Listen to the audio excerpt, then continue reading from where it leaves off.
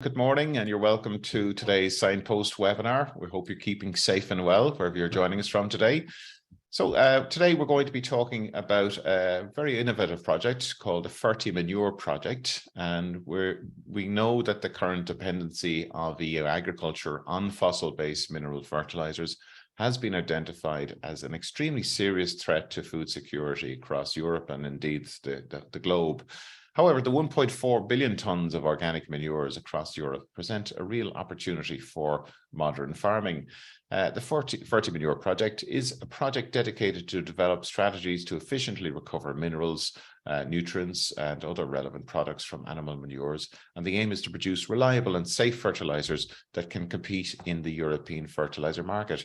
And to discuss the FERTIMANURE project and European nutrient management strategies, we're delighted to be joined by Dr. Oscar Schoumans from Wageningen University in the Netherlands, and Dr. Nicolas Thevenin from RITTMO Agroenvironnement in France. Gentlemen, you're very welcome to this morning's webinar. Thank you very much for the invitation. And Pat, good morning to you. Pat, you're going to help us with questions later on. Maybe Oscar, we could start with you and maybe give us a little introduction to the work that you're doing and your own background. Yes, thank you very much. I'm working as a scientist at Wageningen University and research in the field of nutrient management and environmental impacts already for 37 years. Main focus on programs like the Nitrate Directive, the Water Framework Directive, but also circular economy and the Farm to Fork strategy. Over the last 10 years, I started to focus more into nutrient recovering, valorization of bio-waste streams, biomass streams, to make products out of it that are safe and useful for practice on agricultural land. That's the main focus, and also that's the two projects I'm working on. Systemic, that's one of the projects on large-scale biomass valorization, and the FERTIMANURE projects where we are looking at innovative new technologies to make new products out of biomass. Okay, thanks, Oscar. That's a really interesting career you've had, and I know I can tell now we're going to have lots of interesting questions for you later on. And Nicolas, welcome. You're based in the Alsace region in France. Can you tell us a little bit about the work that you're doing and your own background? Thank you. Hi, everybody. So I'm Nicolas. I'm working at RITTMO Agroenvironnement, which is a private research center working in the field of organic fertilization and environmental impact of fertilizers. And for me, more precisely, I'm working in processes for biomass transformation into fertilizers since 14 years now. And first, I started with anaerobic digestion or composting or vermicomposting, and now the last 5 years, my research focuses more on pyrolysis process and of agricultural biomass and evaluation of agronomic and environmental impacts of biochar. So I'm also involved in different national and European projects in the thematic of returning waste of byproducts coming from agro-industry to the field, and always in the deployment of the circular economy.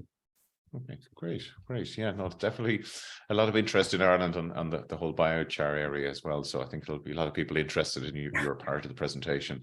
So Oscar, you're going to share your screen with us and start off the presentation. And just to remind everybody that today's session is being recorded and will be available on the Teagasc YouTube channel afterwards, along with the presentations. And please do send us your questions and using the Q&A tab at the bottom of the screen. And if you have any questions or comments, please use the Q&A tab for that. So Oscar, we'll hand over to you, and we will speak to you after the presentation. Okay, thank you very much. I hope that you can see my full screen now with the PowerPoint. That's perfect. That's perfect. Okay, so not only the presentation of myself, also Kimo van Dijk, a colleague of mine at the Wageningen University and Research Center, and Arjan Prince from the Arjan Prince farm, where we are doing our pilot case in the Netherlands. And we're very happy that we have the opportunity to present here the last results coming out of this FERTIMANURE project. First, going into the what is the FERTIMANURE project about? We're dealing with an increasing global demand of mineral fertilizers. More people coming in the world. We need to the food amount needs to increase, so more mineral fertilizer has to be produced. On the other hand, resources are depleted. Phosphate rock mines are going to be reduced a couple of hundred years, and they are empty. On the other hand, a lot of natural gas is being used to produce the nitrogen fertilizers. And what we see in Europe, there are regional nutrient imbalances between areas with intensive agriculture and areas extensive, and there is a need to redistribute and transport the right products to the right place. So we consider organic waste as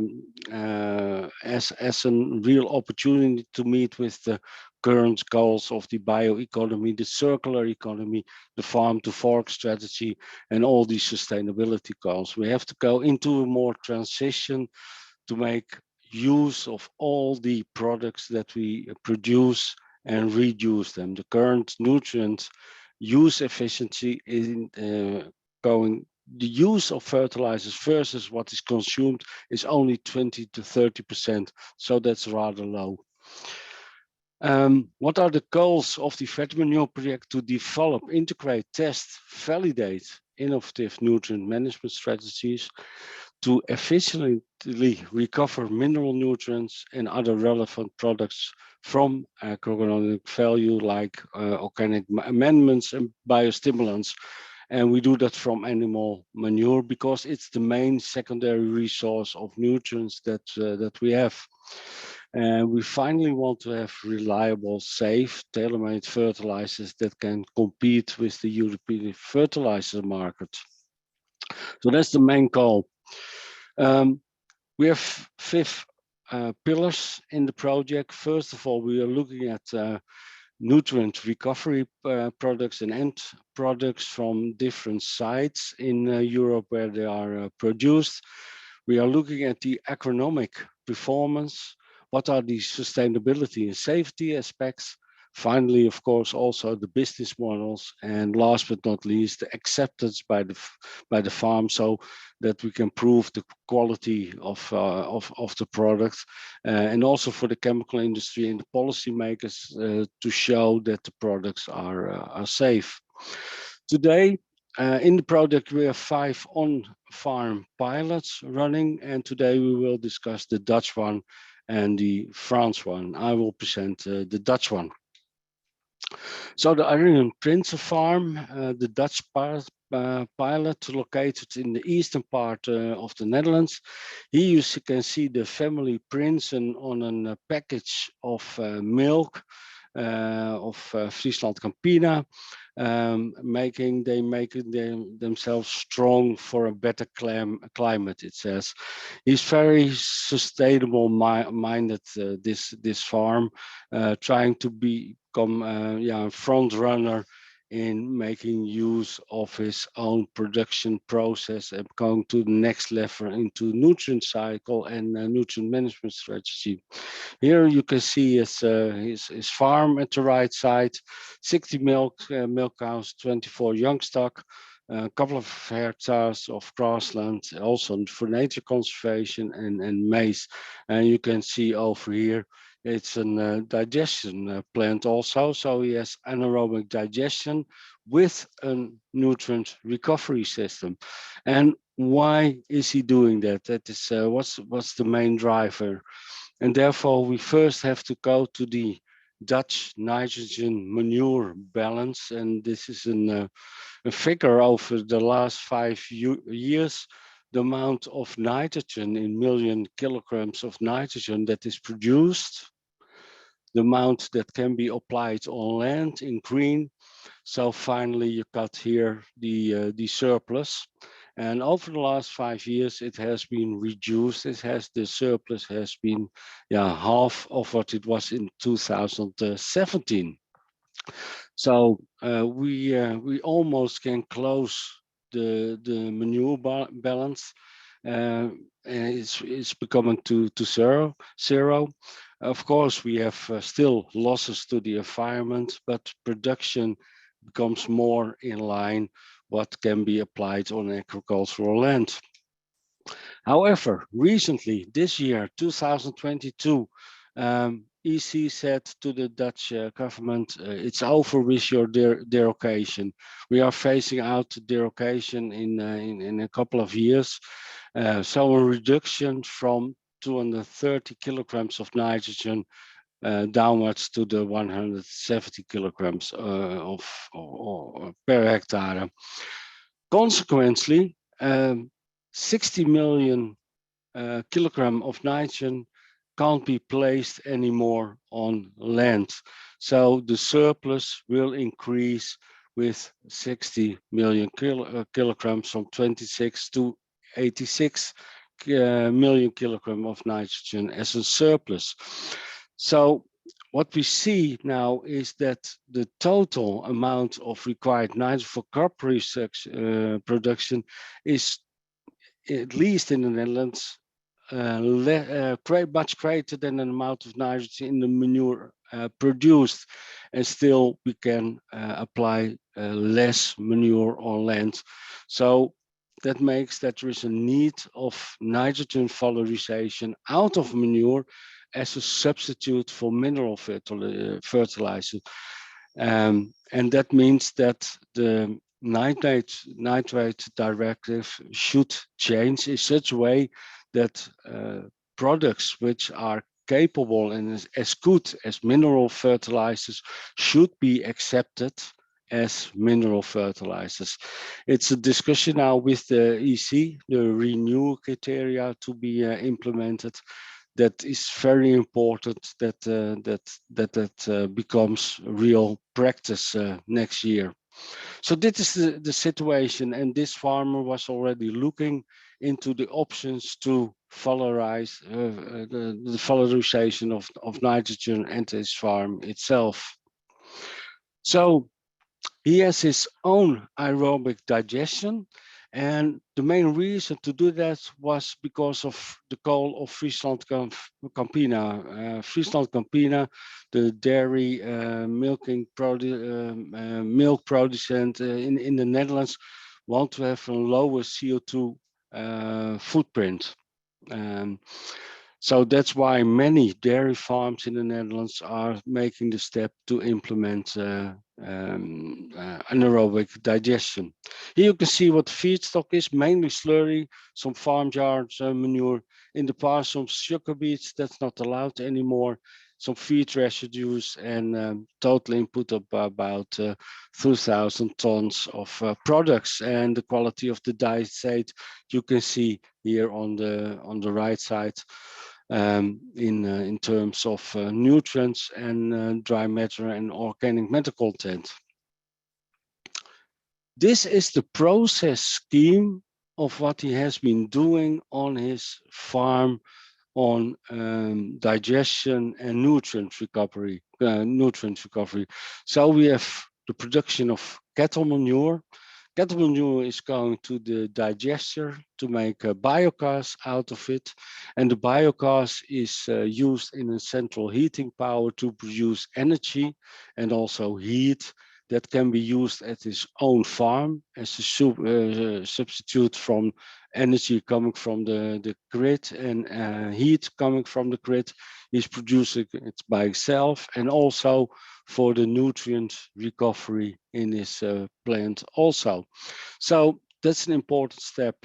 Thereafter, the digestate is being separated in a solid and liquid phase. We are trying to do a sort of biological acidification to release a part of the phosphate out of the solid fraction of the manure, because there is also a phosphate surplus in the Netherlands. In that case, more phosphate will come into the liquid fraction, and there we try to extract it to get an organic P rich fertilizer, and the solid fraction will become less amount of phosphate in it, so you can apply more of the organic material on land, because we have also a limit on the phosphate application on agricultural land. So by reducing the amount of phosphate in the digestate and set it separate, we are available to apply more on the land. The liquid fraction contains a lot of nitrogen and potassium, and that part is going to a stripper to get the ammonia to the air, and then it is gone through an sulfuric sulfur acid to make ammonium sulfate out of it, and what's left over is an organic mineral potassium fertilizer.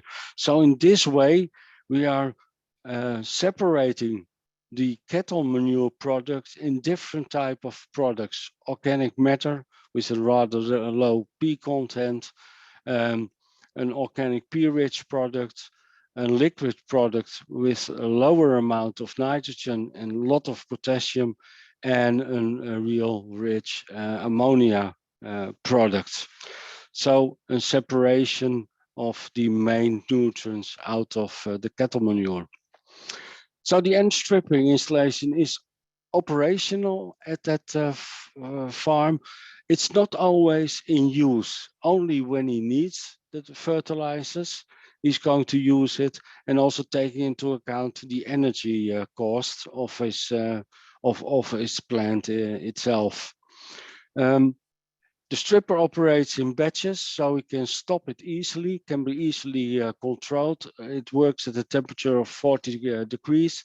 That's not that high, but the pH is 7-8, and then it's possible to extract already a sufficient amount of nitrogen that he needs above the 170 kilogram of nitrogen, which he can already apply by the manure itself on his land.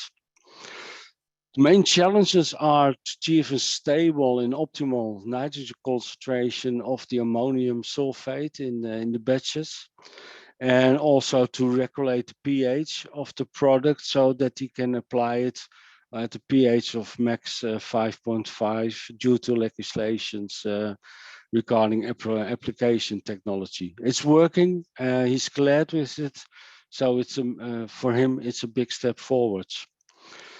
Here you can see the mass balance. So for the last 2 years, what's going in digestate, you need some sulfuric acid for the making of ammonium sulfate.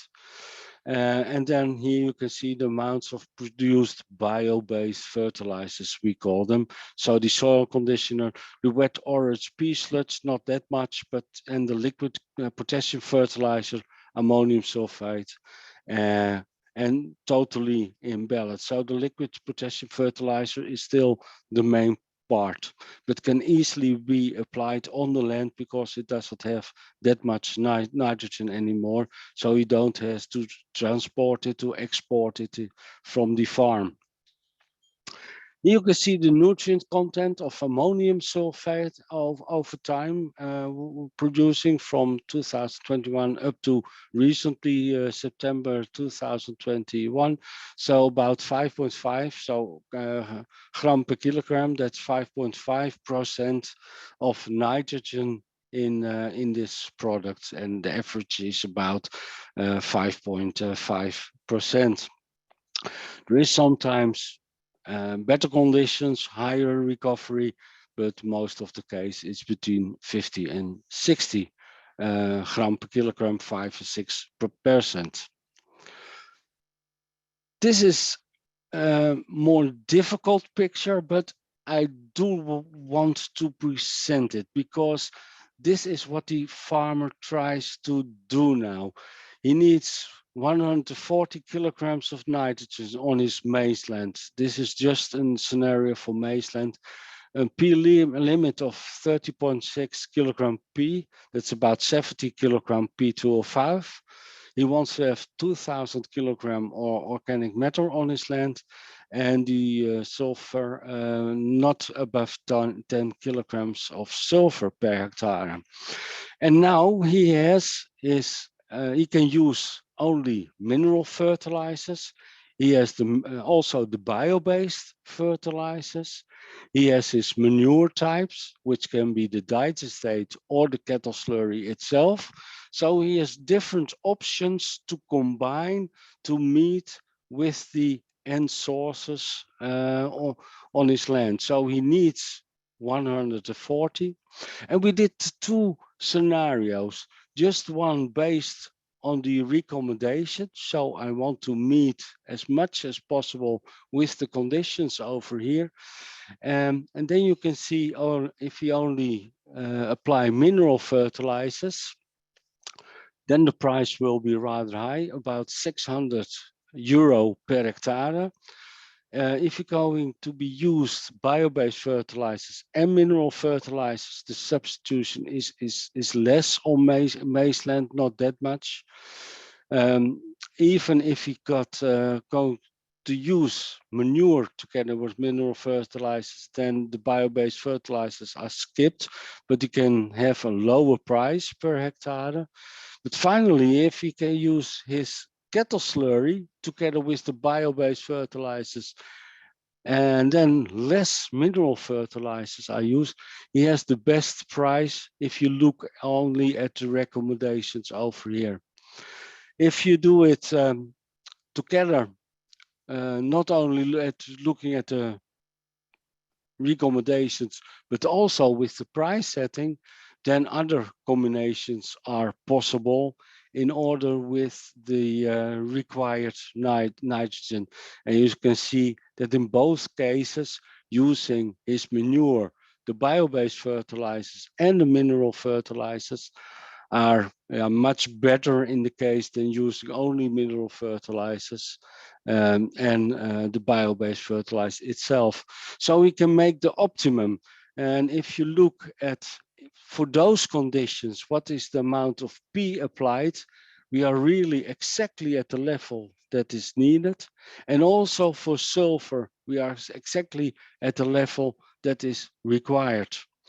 Only the organic matter, it's clear that if you only give mineral fertilizers, you don't get your 2,000 kilogram of organic matter.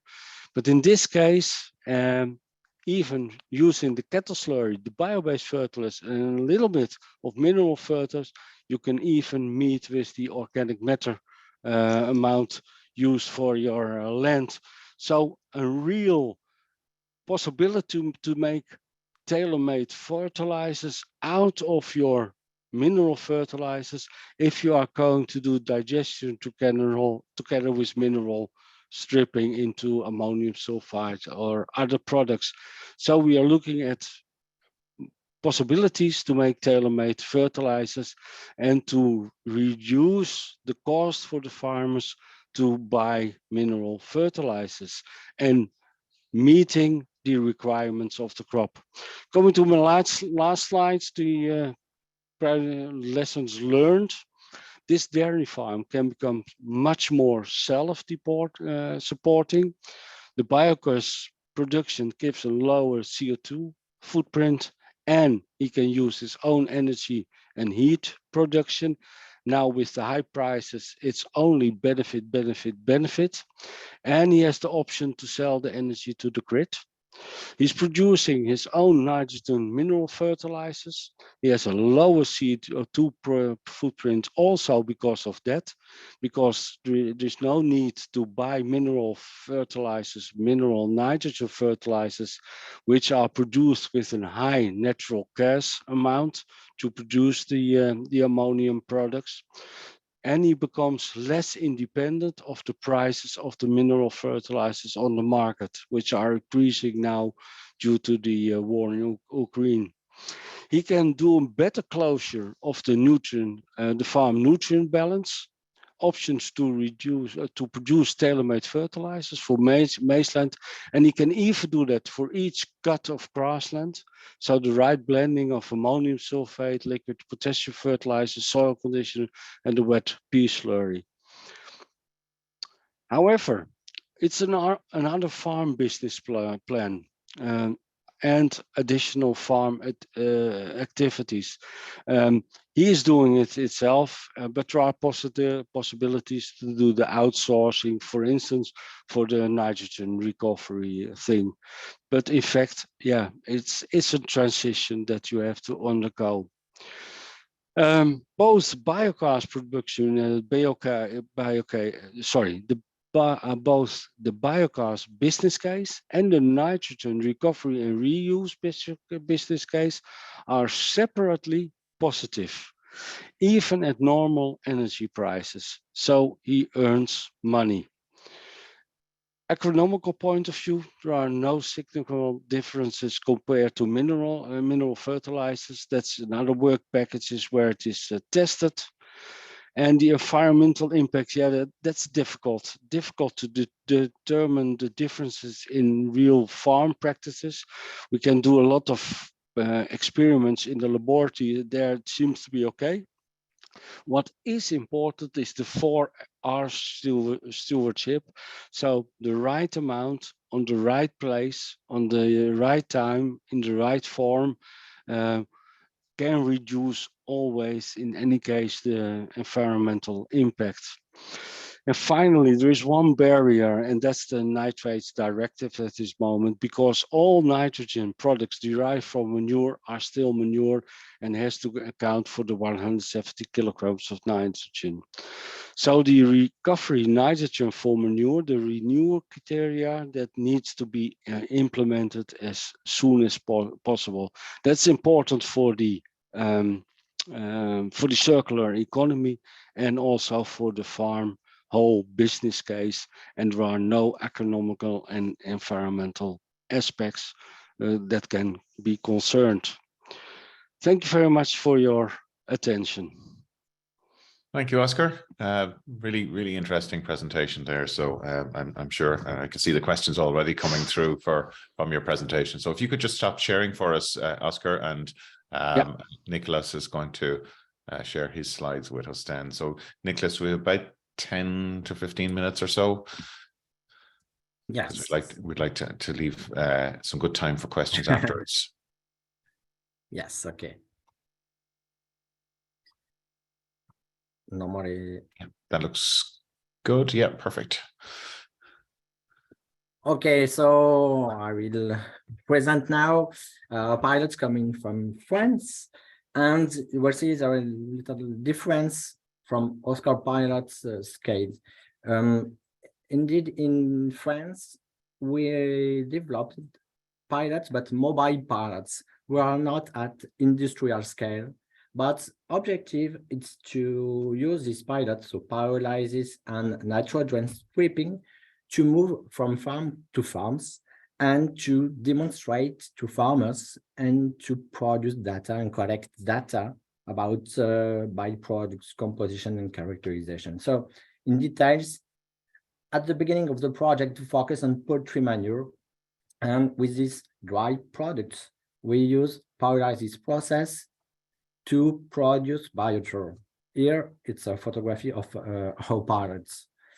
And on the second step, we are more focusing on anaerobic digestion, and we pyrolyze solid digestates here to produce biochar, and we also try to work on liquid phase using nitrogen stripping to also produce ammonium sulfate and liquid phase with potassium. So here you have just photography of how we move our pilots using simple trucks to farms. Just to present, we test these pilots on farms to the east of France, since it's my regions, but also in west of France, because in these regions we have the same problems as in the Netherlands concerning nitrogen surplus. Here, first, I will start to present you results from pyrolysis experimentation. So we have the same steps as whole pyrolysis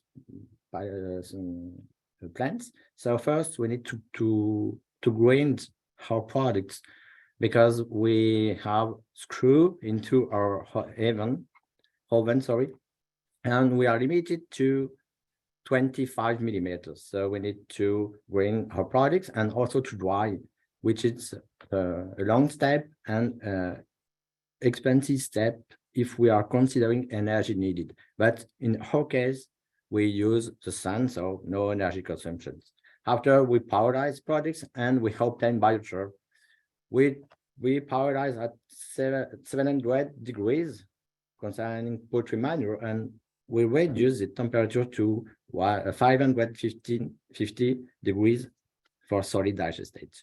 We are between 25 to 30 minutes of residence times, and pyrolysis gases were bound in a flare, and we obtain a temperature between 700 to 850 degrees. Here I present and I compare composition of raw manure. Here is poultry manure in blue to biochar obtained from poultry manure in orange. So concerning dry matter organometer, we don't show so much difference, but as we reduce organic matter, we are more concentrating in carbon, and most of carbon is on organic parts. Most interesting could be, the nutrients content, more especially concerning phosphorus and potassium, as we clearly concentrate these elements on fresh matter, on biochar, which could be very interesting to test potential of biochar concerning phosphorus fertilization. And this table, I compare solid digestate, so the last results we obtained, and biochar coming from solid digestate. We also obtain the same tendency with concentration of elements of nutrients on biochar. And just 1-2 words to show you the yield of production. The treatment of 1 ton of poultry manure results in a production of 267 kilograms of biochar, and for 1 ton of solid digestate, we obtain 320 kilograms of biochar. Now, I will present you the nitrogen stripping pilots. We also do some experimentation in France and in different frames, and also in anaerobic digestion plants here. As Oscar perfectly explained, we use the same process as at the industrial scale, but we had a heater to heat liquid at 60 degrees to optimize ammonium volatilization, and we also increase the pH to 10, also to obtain a better yield for NH4 extraction. We have a difference ratio. Here we are at 200 ratio air to liquid. And also we only produce ammonium sulfate with 50% concentrate.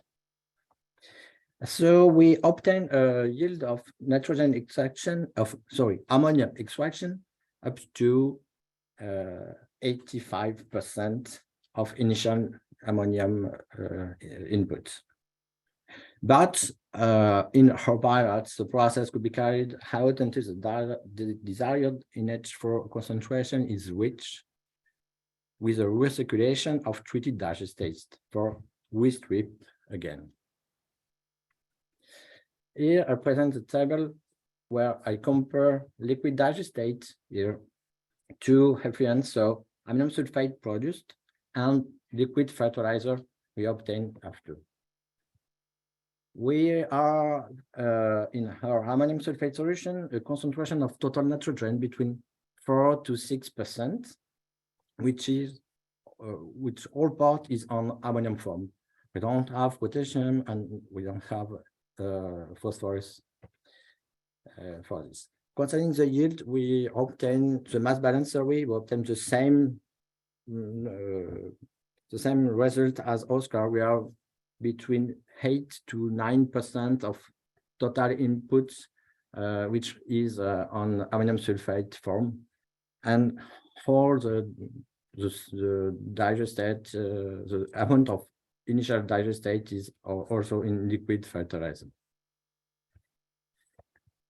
As a conclusion here for our pilots, in France, we're more focused to produce data and to give information of byproducts characterization to add this data to perform and to produce business cases.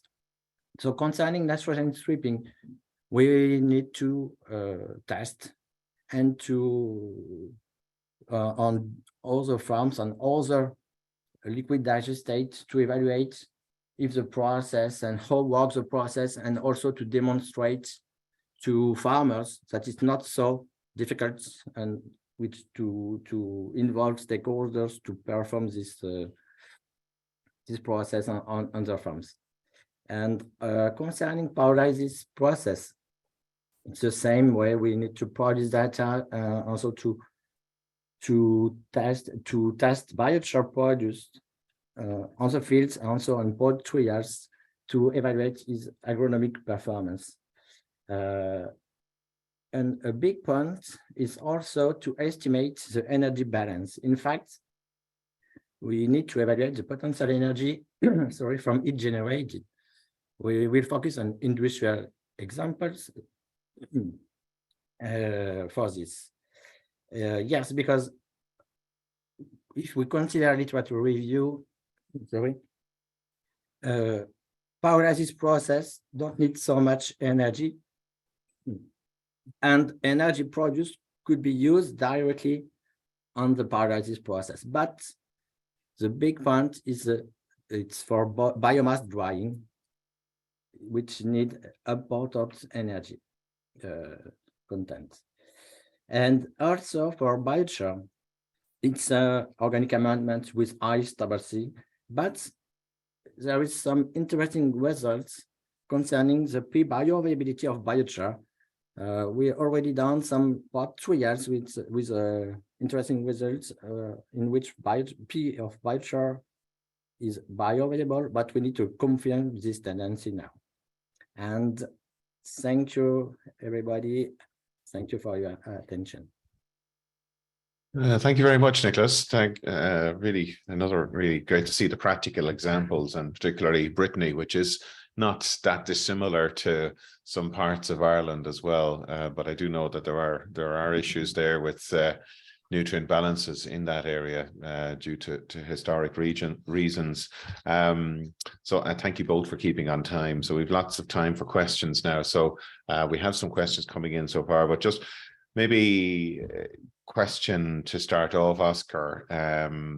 You talked a lot about the ammonium sulfate as the end product from the process, and I'm just wondering, has there been work done to look at the greenhouse gas emissions associated with ammonium sulfate, or how safe is that from a climate change perspective? Good question. It's safe enough if you directly inject it also into the soil. That's important. Like you always has to do with dairy slurry, just injection in the soil, then it is really limited. You can control it. It's as good as other liquid fertilizers. Ammonium sulfate is also a product on the market itself as fertilizer. So it's a direct substitute of that. Okay, very good. Yeah, because I know that in Ireland there's a lot of emphasis on the use of protected urea as a means of reducing our emissions and to the moving away from the calcium ammonium nitrate that's being used. So no, just interested in that the actual overall impact from a greenhouse gas emissions. I imagine there'd be some people looking at the webinar this morning who mightn't be as close to this as we would be, but maybe saying, you know, are we moving away from nature to a degree here, where we're moving down the route of doing a lot of processing on fertilizer, organic manures? What would you say to people who would be of that view, saying, well, should we not be looking for more nature-based types of solutions to these problems?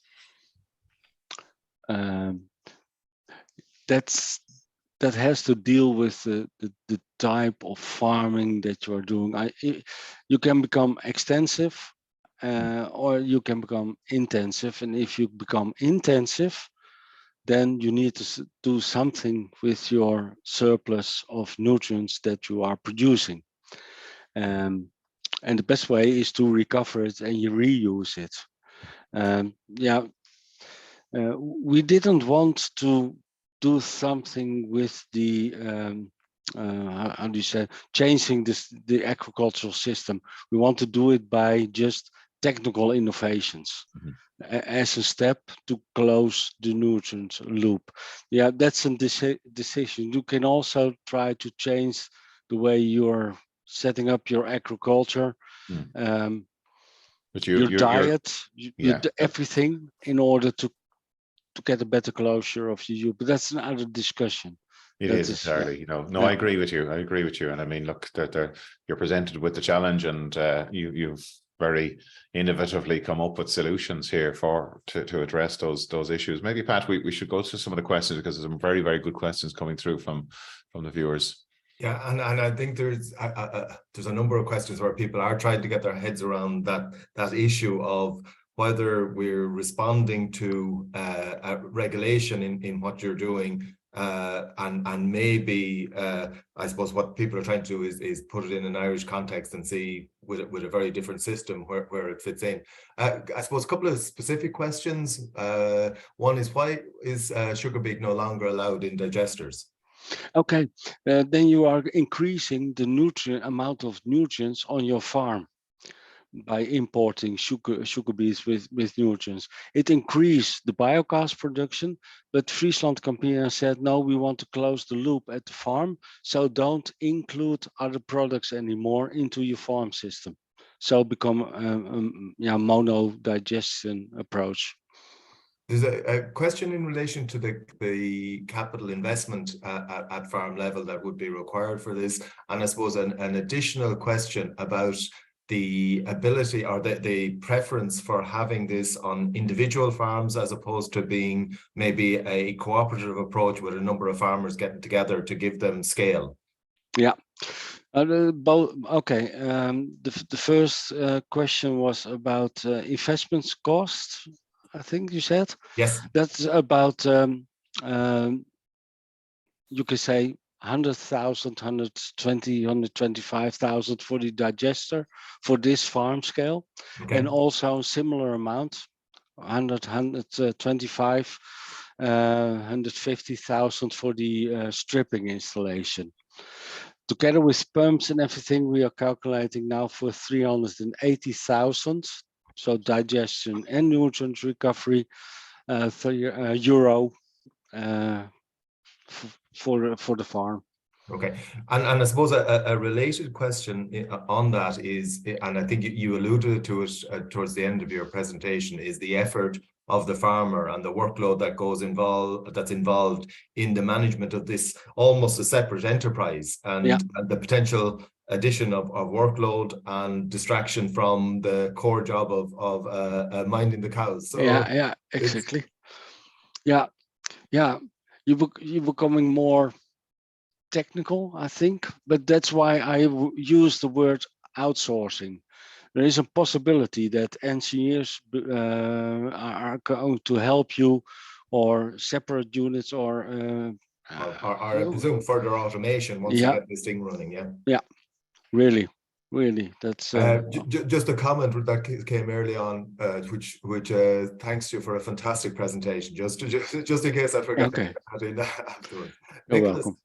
there's a question there. I think in your slides you showed a concentration of some of the nutrients in the biochar versus the original manures, but the nitrogen didn't concentrate. So there's questions about what form is that nitrogen being lost in? Is it benign or is it environmentally problematic? If you understand my question. Yeah, I understand your question. So we already discussed about it. Yes, nitrogen is on organic form, but it's not bioavailable. So it's blocked into biochar particles. So yes, you're right. Organic nitrogen on biochar is stable nitrogen, which is blocked on the soil. That's not available for plants and for soil activities. But the portion that you lose in the process of pyrolysis, the amount of nitrogen that you're using, what form is that nitrogen that's being lost in the translation process? During pyrolysis, so nitrogen loss is in gaseous form, so it's more, if you have ammonium nitrogen, it's lost into ammoniac forms, so it go to gases. In our case, we burn it, so we produce some oxide, nitrous oxide. Okay, so it is potentially problematic. Yes, if we have a lot of nitrogen in our inputs. That's why we try it, but poultry manure is not the good manure to pyrolyze because of too much nitrogen and gases with a lot of nitrous oxide. Okay. We have a question, Pat, here on the level of supports that the farmers were getting from Campina or for the government to establish the anaerobic digestion, or what level of interest does the corporate the industry have in terms of these types of solutions succeeding? That's quite interesting question. What we see over the last 5 years, 6 years, that Friesland Campina is really supporting farmers who are going to do, including anaerobic digestion and also nitrogen stripping. They call it the Jumpstart project, to get farmers on board to make these steps. They get a higher price for the milk. So that's the way they try to support them. Because Friesland Campina wants to have a green label. We have a less CO2 footprint, and we are recovering and using and reusing all our nutrients that we are using. So they that's see the point. that as strategically important for them. And in the Netherlands we have a system that you have green certificates for your producing of biogas. So there is a sort of income over there. And for large scale plants who doing the real manure treatment and export of the surplus, they have also a gate fee for the manure, which they have to treat in order to send it to Germany or whatsoever. So there are different types of financial constructions making this a positive business case. But in the end, all the products should be as good as the need of the farmers. They should be. They should have a high nitrogen fertilizer replacement value. They should be have available phosphorus in terms of soluble phosphorus for the plants. So it's not only getting it out or whatsoever, it's also making the right product, and that the release of the nutrients are in time over the year. And that is still, to my opinion, the main challenge. We want to introduce the circular economy. Yeah, and that means that we have to look in making the right products also. And reducing those losses to the environment at the same time. Yeah, no, absolutely. That's the whole policy about reducing the environmental impacts. Yeah. There's a kind of a complex question arising out of whether one of the impacts of what you're doing is effectively trying to replace some of the animals that are going to be coming out of your system with plant-based production, which then forms, as well as the nutrient aspects, but also becomes a separate enterprise for the farmer in terms of the production of potential production of energy. And do you see that as a minor part of the equation, this kind of shift into another enterprise, or is it potentially a major part of what you're trying to achieve? I think to the future, upcoming 10, 20 years, this will increase, especially by the young farmers. They are well aware of what's needed and the goals that we have to achieve. In the Netherlands, we still have a lot of old farmers now, and no follow-up. They will disappear. The rights of production will go to other farmers. They will become bigger. So the possibilities of the larger parts, farms, and also the younger farms coming up, will give a change in how they are looking into the farming system itself, I'm sure. Yeah, and I suppose another question here in relation to the feed-in tariffs that are potentially there. I suppose if you're talking about energy at the moment, with the prices of where it's at, it won't need feed-in tariffs. But if energy prices go back down again, is development in this space dependent on feed-in tariffs being applied? Yeah. Yes, it will, but it will shift. What we hope for is that also farmers can be paid, or treatment industries can be paid for the CO2 credits.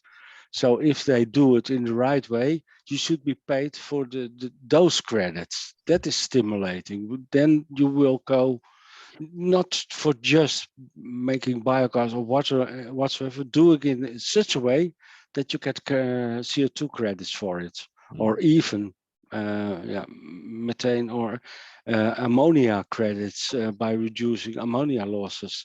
So we have to come to a system where protecting the environment is going to be paid instead of just producing products. It should become a combination. So there's a question here: why are the commissions so slow to allow renewal? And I think is it lack of understanding, or because it's too hard to change the systems? Now I'm sure what it's meant there is the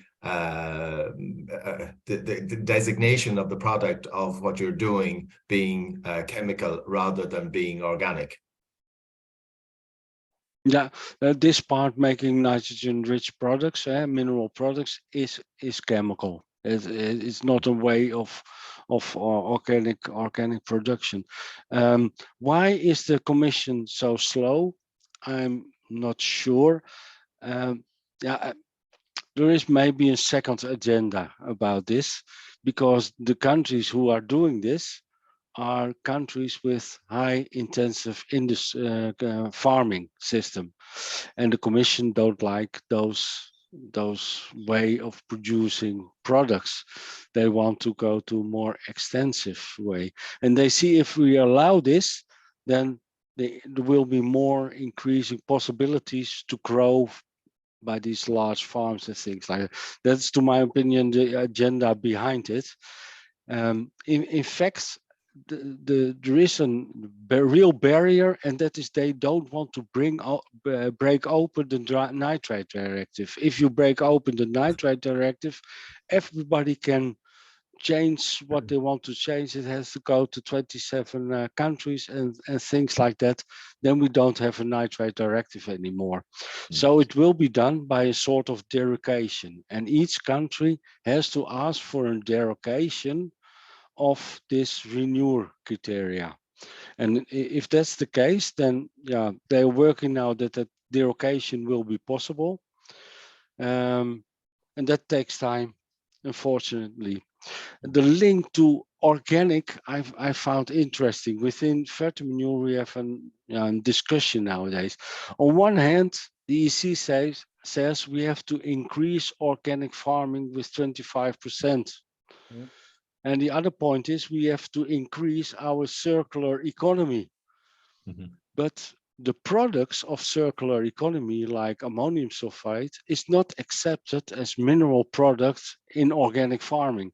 So one way go to the organic farming, and other way circular economy increasing, it doesn't fit with each other because the philosophies are different. So that could be an important option we want to discuss also with the people of organic farming.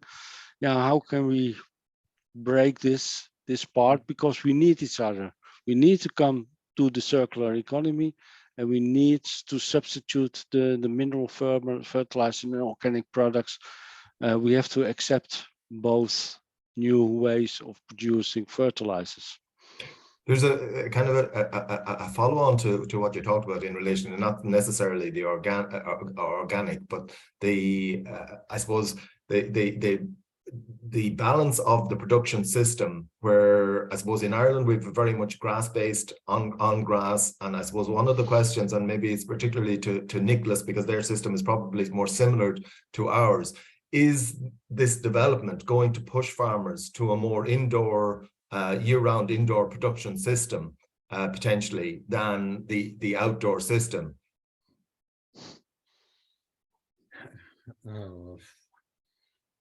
How? In that, I suppose, in that you're looking at the production of manures into a plant, and I suppose the interest in Ireland is most dairy farmers, for instance, will be have their cows out from February till November. Yeah. Which means that there's a very small amount of nutrient produced in that housing period. So do you move to a system, or is there a temptation to move to a system that's more indoor to keep producing the manures and have that year-round production? No, I'm not sure it's a philosophy in France to have more indoor animals, but must to mix biomass into anaerobic digester plants. For example, we in France, sorry, policy it's most in favor to collect, for example, pig slurry or cow slurry, and to mix with bio-waste coming from agro-industry or coming from each of us, and it's not on this way to not develop indoor animals, but had different biomass into the same anaerobic digestion plant. We have the opportunity to do it because we have a lot of bio-waste separate collection, and so I think like in our European country, but it's not so a problem. And also in France, we are allowed to add to the limit of 15% of crops and energetic crops into our anaerobic digestion plant. Okay. So, okay, Oscar and Nicolas, I'm afraid we have run out of time this morning. Where has that hour gone? obviously a really interesting subject because of the number of questions that we're getting through, and I think this is an area that we're definitely going to have to be looking at in Ireland. I know there's a lot of discussion around anaerobic digestion as well, and potentially centralized facilities there for processing manures, but definitely it is a very, very topical area. So thank you so much for your excellent presentations. They will be available on our website afterwards. And Pat, thanks very much for helping with the questions this morning. And I want to say thank you to Yvonne Maher and Andy Boland and our production team. Next week, we have a very special presenter joining us next week, Mary Donnelly, who is the chairperson of the Climate Change Advisory Council, is going to join us, and we'll be speaking about the challenges and opportunities of the green transition.